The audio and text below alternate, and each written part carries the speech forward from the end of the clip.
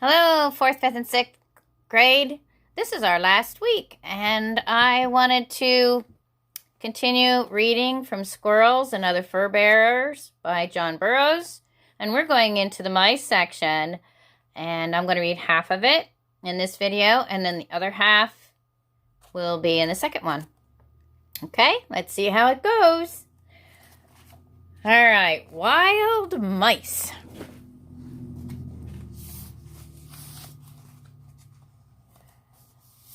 We'll see if we like mice after this.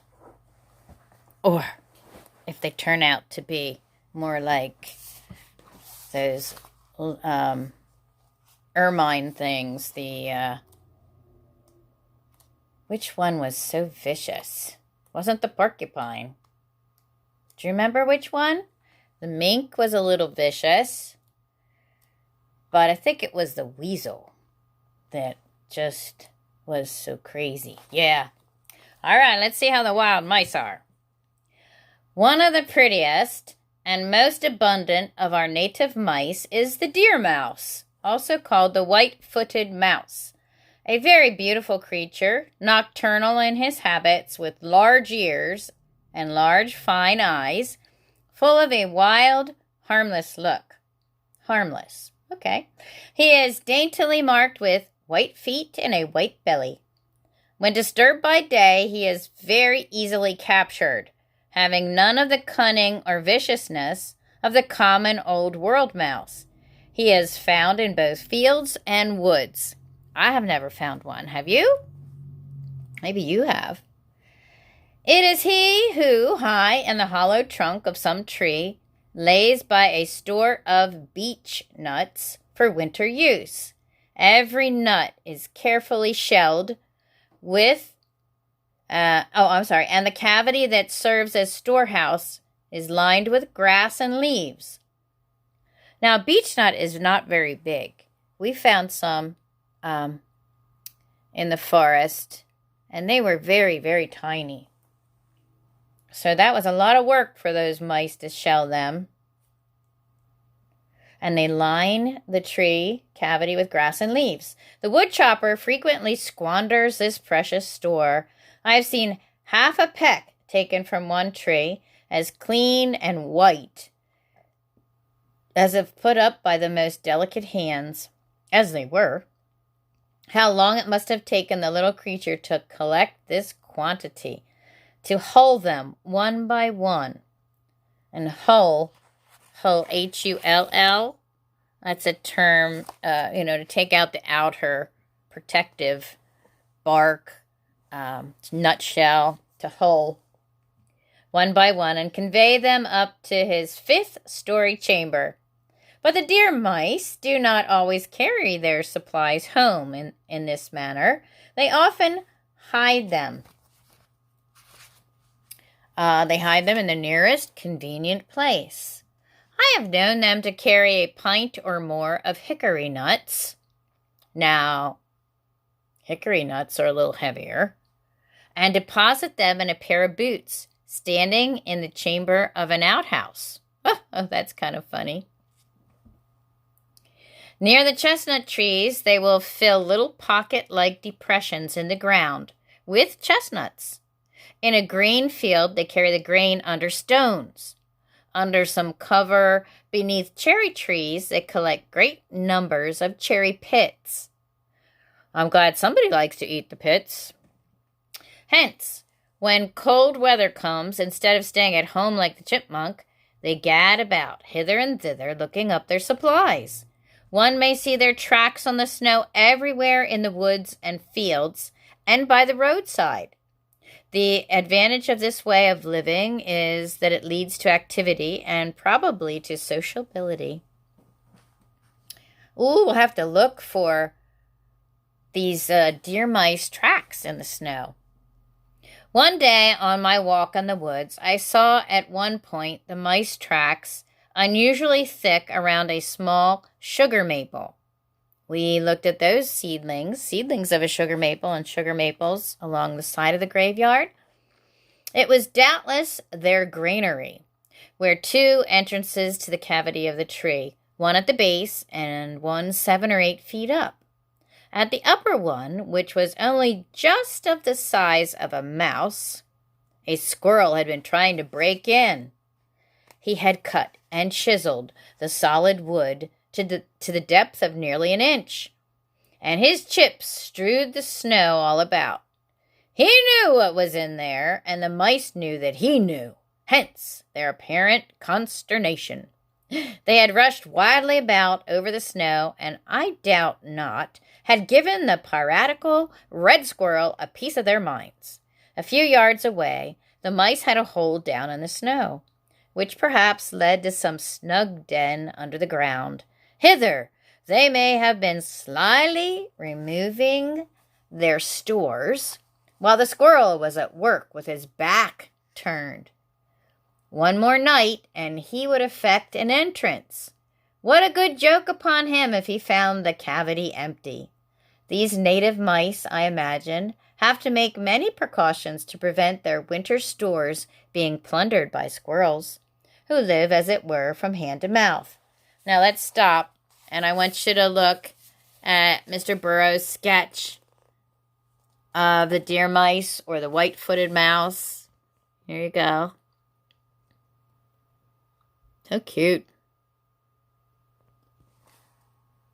Their ears are a little kind of big, yeah? The wild mice are fond of bees and of honey, and they apparently like nothing better than to be allowed to take up their quarters in winter in some vacant space in a hive of bees.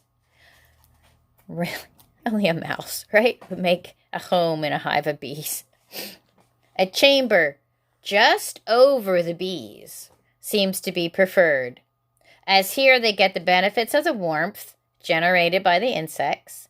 One very cold winter, I wrapped up one of my hives with a shawl.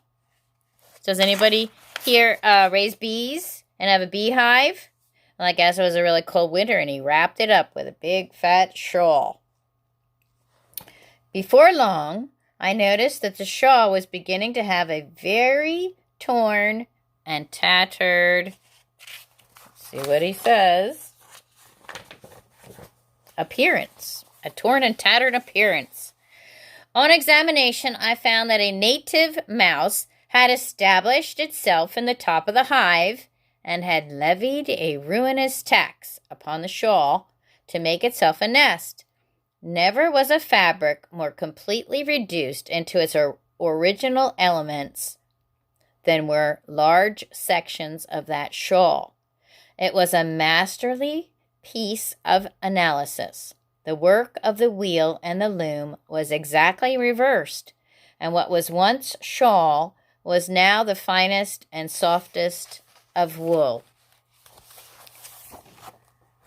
Now, he has very good powers of observation. He noticed that not only was the shawl torn and tattered looking, but he also noticed that it had actually been unwoven and made into puffy wool. Like, that's really good powers of observation, that you wouldn't just see a ratty old looking nest, but you would actually see how it was unraveled.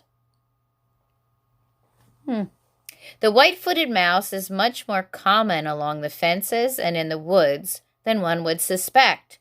One winter day, I set a mouse trap, the kind known as the delusion trap, beneath some ledges in the edge of the woods, to determine what species of mouse was most active at this season. So he's not trying to kill them, he's just trying to examine them.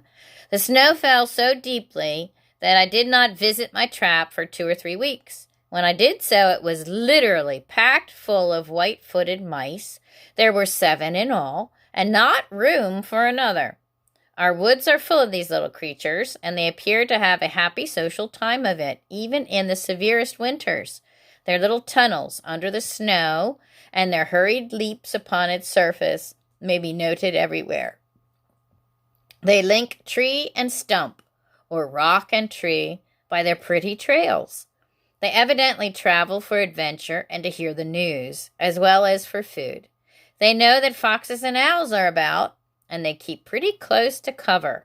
When they cross an exposed place, they do it hurriedly.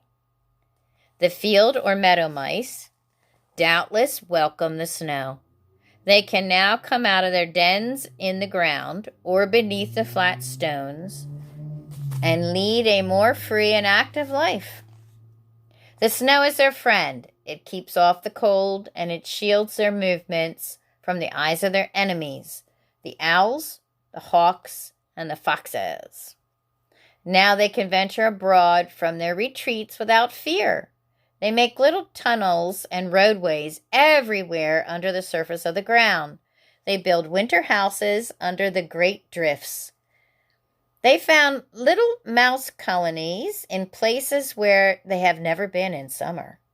The conditions of life with them are entirely changed. They can get at the roots of the grasses or the various herbs and seeds they feed upon, as well as in the snowless seasons, and without exposure to their enemies. I fancy they have great times there beneath the drifts. Maybe they have their picnics and holidays then, as we have ours in summer. When the drifts disappear in spring, you may often see where they have had their little encampments. A few square yards of the pasture or meadow, or the meadow bottom, will look as if a map has been traced upon it. Tunnels and highways running and winding in every direction and connecting the nests of dry grass, which might stand for the cities and towns on the map. These runways are smooth and round like pipes, and only a little larger than the bodies of the mice. I think it is only the meadow field mouse that lives in this way beneath the snow. I met one of these mice in my travels one day under peculiar conditions. He was on his travels also, and we met in the middle of a mountain lake. I was casting my fly there when I saw, just sketched or etched upon the glassy surface, a delicate V shape. So he's in the middle of a mountain lake casting his fly. What do you think that means? What's he doing? Yeah, he's fishing. Now he sees a V going across the water, the point of which reached about to the middle of the lake, while the two sides, as they diverged, faded out toward the shore. I saw the point of this V was being slowly pushed across the lake. I drew near in my boat. So this V is going across the water. Can you imagine it?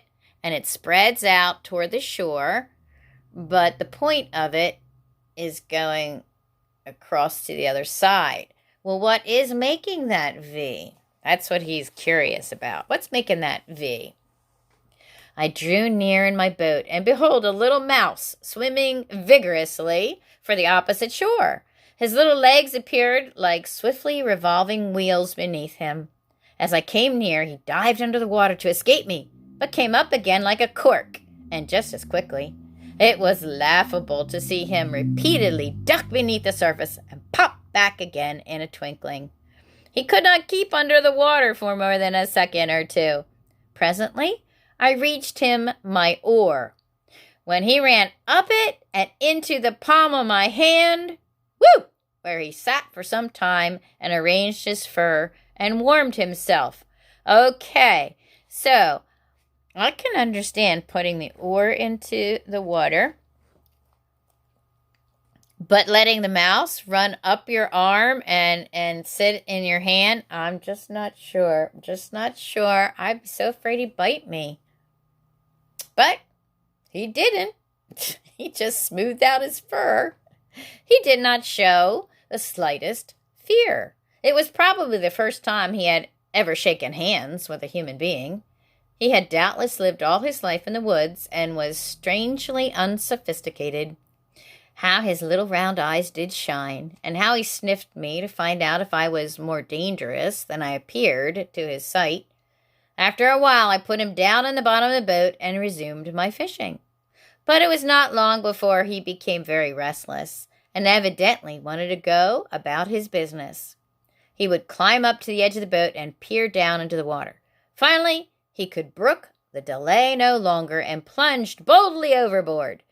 But he had either changed his mind or lost his reckoning, for he started back in the direction from which he had come.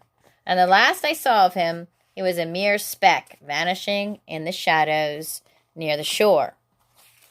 Now, the other thing that I thought about was, I really never thought that mice would go swimming to get from one side to the other.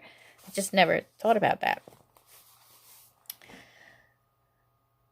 Later on, I saw another mouse while we were at work in the fields that interested me also. This one was our native white-footed mouse, and we disturbed the mother with her young in her nest, and she rushed out with her little ones clinging to her teats. And does everybody know what the teats are? If little ones are nursing, it's the nipple, they call them teats on an animal. A curious spectacle she presented as she rushed along, as if slit and torn into rags. All right, so here we have a white-footed mouse running across, and he says she looks like she was slit into rags. And I'm picturing that in my head, and I guess she would look that way if she was carrying all these little mice under her belly and they're hanging down, so it would look like she had little pieces of her fur everywhere. So she would look like she was slit and torn into rags. Her pace was so hurried that two of the young could not keep their hold, and they were left in the weeds. We remained quiet, and presently the mother came back looking for them. When she found one, she seized it as a cat seizes her kitten, and made off with it. In a moment or two, she came back and found the other one and carried it away. I was curious to see if the young would take hold of her teats again, as at first, and be dragged away in that manner, but they did not. It would be interesting to know if they seize hold of their mother by instinct when danger threatens, or if they simply retain the hold which they already have. I believe the flight of the family always takes place in this manner with this species of mouse. I suspect that our white-footed mouse is capable of lending a hand to a fellow in distress, at least. The following incident looks like it. So, a mouse helping another mouse? One season they overran my cabin in the woods and gave me a good deal of annoyance, so much so that I tried trapping them, using the ordinary circular trap with 4 or 5 holes and wire springs. One night, I heard the trap spring in the attic over my head. It was followed by the kicking and struggling of the mouse. This continued for a few moments, when all was still. "There," I said, "that mouse is dead." Presently, the rattling of the trap recommenced, and continued so long at short intervals that going to sleep was out of the question. I fancied the mouse was too strong for the trap, so I went upstairs to investigate. The captive was dead, sure enough, and I was more puzzled than ever. On examining him closely, I found the fur on his back was wet and much rumpled. I concluded, therefore, that his companions had seized him there and had been tugging away at him to drag him out of the trap, causing the rattling I had heard. No other explanation seems probable. We're going to read one more little bit about the shrew, and then we'll stop.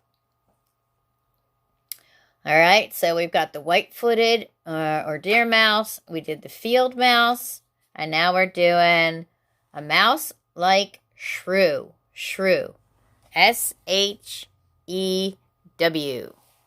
All right. They are scarcely more than 3 inches, and that includes the tail. So let's think. 3 inches, right? So he would fit in the tail and all. He would fit in the palm of my hand, right? So little. And it is the shyest and the least known. One gets a glimpse of it only at rare intervals while sitting or standing motionless in the woods. There's a slight rustle under the leaves, and you may see a tiny form dart across a little opening in the leafy carpet. Its one dread seems to be exposure to the light. If it were watched and waited for by 100 enemies, it could hardly be more hurried and cautious in its movements. And when once captured and fairly exposed to the light, it soon dies, probably of fright. So, if you catch a shrew, will it live long? Doesn't look like it. It dies of fright.